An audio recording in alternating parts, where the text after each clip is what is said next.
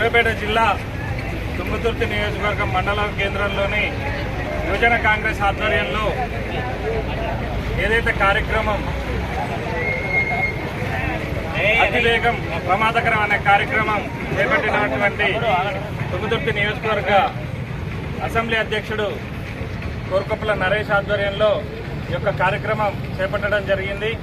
ఈ యొక్క కార్యక్రమానికి Thungathurthi government college Raj Manohar sir గారి వారి సహకారంతో పిల్లలని ర్యాలీలో పాల్గొనడం జరిగింది.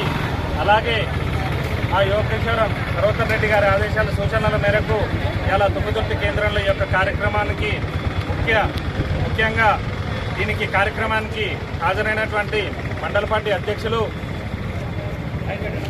మన షిగ నజీర్ కానీ, అశోక్ కానీ, వలీ కానీ, అలాగే యువజన కాంగ్రెస్ మిత్రులు, అలాగే విద్యార్థులు, విలేకరులకు, అలాగే నాతో ఇచ్చేసినటువంటి నాయకులకు అందరికీ ప్రత్యేక ధన్యవాదాలు తెలియజేసుకుంటున్నాను.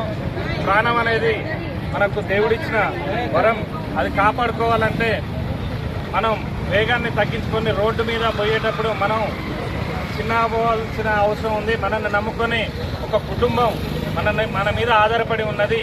మొన్న రీసెంట్గా జరిగినటువంటి ఆంధ్రలో జరిగినటువంటి ఒక ఆకతాయి విషయంలో ఏదైతే పోరగాడు మద్యం సేవించి వాడు ఏదైతే అతివేగంగా నడుపుకుంటూ ఒక బస్సుని ఢీకొట్టడం జరిగింది. ఆ బస్సు ఢీకొట్టడం వల్ల 20 మంది ప్రాణాలు కోల్పోవడం జరిగింది. ఇంకోటి మన హైదరాబాద్ దగ్గరలో శివార్లో ఏదైతే టిప్పర్ లారీ అతివేగంగా రావడం వల్ల ఒకే కుటుంబానికి చెందిన 3 అక్క చెల్లెలు కూడా చనిపోవడం జరిగింది. ఇలాగ చెప్పుకుంటూ పోతే 1,00,000 యాక్సిడెంట్లు ప్రతిరోజు నిత్యం రోడ్డు మీదకి వస్తే ప్రాణం మళ్ళీ ఇంటికి పోతామన్న నమ్మకం కూడా లేనటువంటి పరిస్థితులలో ఇలా మనం తిరుగుతున్నాం. దానికి ముఖ్య కారణం ఏంటంటే పిల్లలకు చిన్నపిల్లలకు బండ్లు ఇవ్వడం తల్లిదండ్రులకు ఒక విజ్ఞప్తి ఏంటంటే పిల్లలకు బండి ఇచ్చి వారి యొక్క జీవితాన్ని నాశనం చేయదు.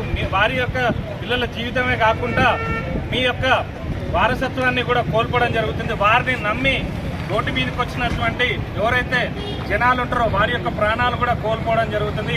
ఇలా ప్రతి ఒక్క ప్రాణం కూడా విలువలతోటి బ్రతకడానికి మనం ఉండాలంటే అతివేగం తగ్గించుకొని మద్యం సేవించకుండా ప్రయాణం చేయడం చాలా ఉత్తమం. ఇంకో విషయం ఏంటంటే పిల్లలు ఈ మధ్యకాలంలో బండి తోలుతూనే మనం ఏదో ఉన్న ఫీలింగ్లో ఉన్నటువంటి సిచ్యువేషన్లు ఉన్నారు. అలా అనుకోకండి. 18 సంవత్సరాలు దాటినాక ఎలాగైనా మీరు బండి నేర్చుకొని లెర్నింగ్ లైసెన్స్ ఉంటేనే రోడ్డు మీదకి రావాలని చెప్పి కోరుకుంటున్నాము. ఈ యొక్క కార్యక్రమాన్ని కోరుకొప్పల నరేష్ గారు చేయడం చాలా సంతోషకరం.